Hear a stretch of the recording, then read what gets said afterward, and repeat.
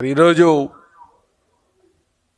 ఏదైతే కొంతమంది వైసీపీ నాయకులు అలాగే వాళ్ళకి అనుబంధంగా ఉన్నటువంటి కొంతమంది కార్మిక సంఘాలు నాయకులు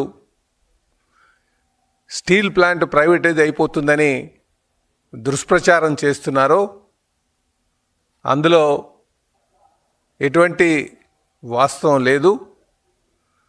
ప్రైవేటైజ్ చేసేస్తారు, ప్లాంట్ ప్రైవేటైజ్ అయిపోతుంది అని వీళ్ళు ప్రజల్లోని కార్మికుల్లోని నిర్వాసితుల్లోని ఒక అపోహ సృష్టించి దాని మీద బతకడానికి ప్రయత్నం చేస్తున్నారు. కనుక మరి మీడియా ద్వారా అటు నిర్వాసితులకు కానీ కార్మికులకు కానీ అలాగే అక్కడ విశాఖపట్నంలో ఉన్నటువంటి ప్రజలకు కానీ ఎవరైతే విశాఖ ఉక్కు ఆంధ్రుల హక్కు అనే నినాదం మీద నమ్మకం ఉన్నారో వాళ్ళందరికీ తెలియజేసేది స్టీల్ ప్లాంటు ఎప్పటికీ ప్రైవేటైజ్ కాదు. ఈరోజు చంద్రబాబు నాయుడు గారు ముఖ్యమంత్రిగా 2 మార్లు ఈ ప్లాంట్ని పరిరక్షించడం జరిగిందని అనే విషయాన్ని అందరూ కూడా గమనించాలి.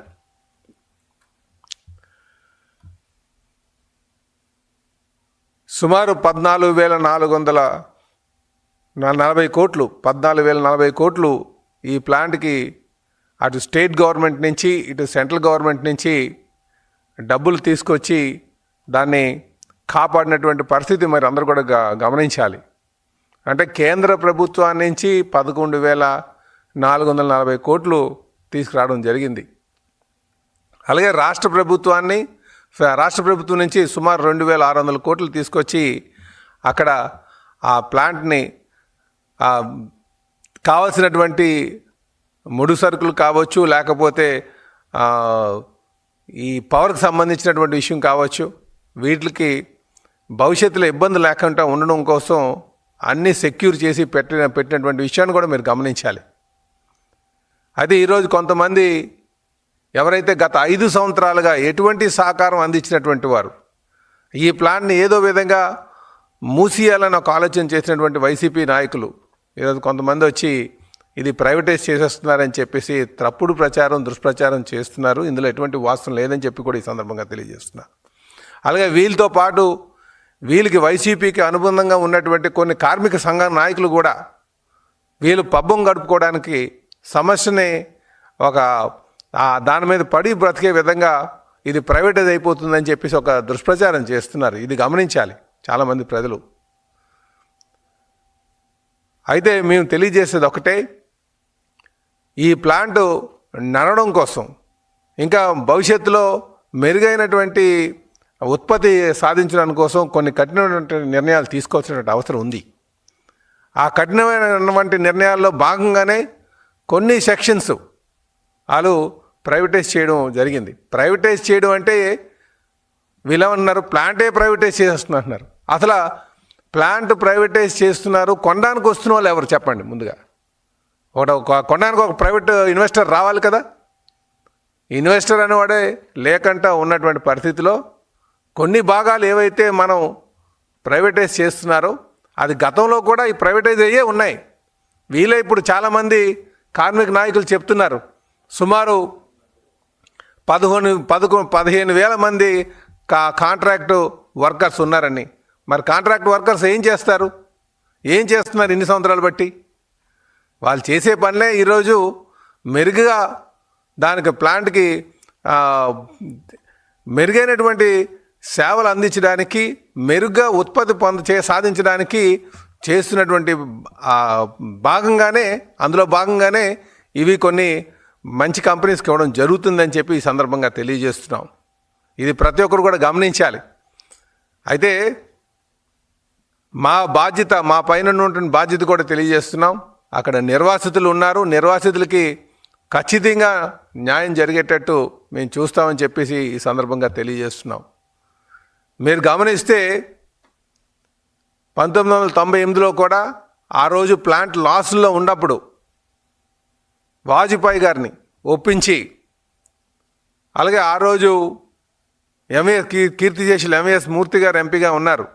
అలాగే కీర్తిశేషులు ఎర్రం నాయుడు గారు ఆయన కేంద్ర మంత్రిగా ఉన్నారు. వీళ్ళందరూ కూడా మరి కీర్తిశేషులు ప్రైమ్ మినిస్టర్ గారు అయినటువంటి వాజ్పేయి గారిని ఒప్పించి ఆ రోజు ప్లాంట్కి సుమారు 1350 కోట్లు 1998లో తీసుకొచ్చి ప్లాంట్ని కాపాడినటువంటి పరిస్థితి కూడా మీరందరూ కూడా గమనించాలి. మళ్ళీ 2025లో మరి ఎంవిఎస్ మూర్తి గారు మనవడైనటువంటి ఎంపీ భరత్ గారు ఈరోజు వైజాగ్ ఎంపీగా ఉన్నారు. అలాగే ఎర్రనాయుడు గారు అబ్బాయి అయినటువంటి రామ్మోహన్ గారు ఈరోజు కేంద్ర మంత్రిగా ఉన్నారు. నరేంద్ర మోడీ గారు ప్రైమ్ మినిస్టర్గా ఉన్నారు. చంద్రబాబు నాయుడు గారు ముఖ్యమంత్రిగా. మళ్ళీ వీళ్ళందరూ ఒక సాయ సహకారంతో నరేంద్ర మోడీ గారిని ఒప్పించి సుమారు 11,440 కోట్ల రూపాయలు తీసుకురావడం జరిగింది ప్లాంట్ కోసం. అలాగే రాష్ట్ర ప్రభుత్వం నుంచి 2,600 కోట్లు ఆ పవర్ రూపంలో కావచ్చు, వాటర్ రూపంలో కావచ్చు, మిగతా ట్యాక్స్ రూపంలో కావచ్చు, ఈరోజు కేంద్ర ప్రభుత్వం రాష్ట్ర ప్రభుత్వం కూడా సహకారం అందించింది. అంటే సుమారు నా 14,000 కోట్లు తీసుకొచ్చి పెట్టిన తర్వాత మళ్ళీ ఈ వైసీపీ నాయకులు కావచ్చు, అలాగే వీళ్ళకి అనుబంధంగా ఉన్నటువంటి కార్మిక నాయకులుగా కావచ్చు, వీళ్ళందరూ కూడా దుష్ప్రచారం మొదలుపెట్టారని చెప్పేసి మరి మీడియా ద్వారా అక్కడ ఉన్నటువంటి ప్రజానికానికి అందరికీ తెలియజేస్తున్నాం.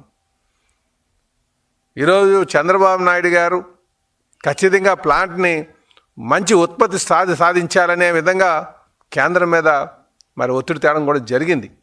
మళ్ళీ ఒకసారి తెలియజేస్తున్నాం, మా బాధ్యత ప్రతి నిర్వాసితుడికి జాబ్ వచ్చే వరకు కూడా ఈ ప్లాంట్ని పబ్లిక్ సెక్టార్లోనే కొనసాగుతుంది. ఇది కూడా ప్రతి ఒక్కరు గమనించాలని చెప్పి తెలియజేస్తున్నాను. ఈరోజు సుమారు 8,000 మంది నిర్వాసితులు ఉన్నారు. వాళ్ళందరికీ కూడా న్యాయం జరగడానికి కోసమే ఈరోజు కేంద్రం మీద ఒత్తిడి తేవడం జరిగింది. ఇది కూడా ప్రతి ఒక్కరు గమనించాలని చెప్పి తెలియజేస్తున్నాం.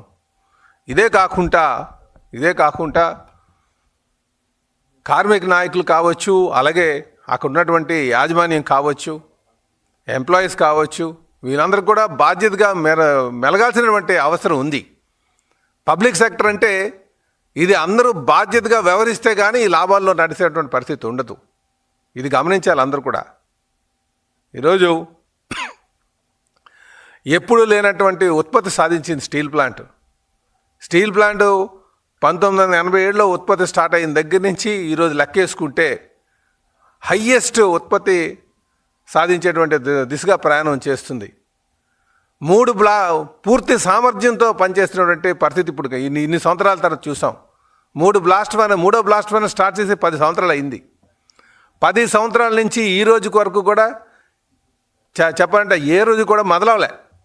అలాంటిది ఈరోజు 3వ బ్లాస్ట్ ఫైర్ స్టార్ట్ చేసుకున్నాం. పూర్తి సామర్థ్యం వైపు నడుస్తున్నాం, లాభాల వైపు నడుస్తుంది. కనుక ఎవరు ఆందోళన చెందాల్సిన అవసరం లేదు. ఎవరైతే దుష్ప్రచారం చేస్తున్నారో వారికి ఖచ్చితంగా రేపు ప్రజలు, నాయకులే, అక్కడ ఉన్నటువంటి ఎంప్లాయీస్, నిర్వాసితులు వాళ్ళందరూ కూడా బుద్ధి చెప్తారని చెప్పి మేము తెలియజేస్తున్నాం.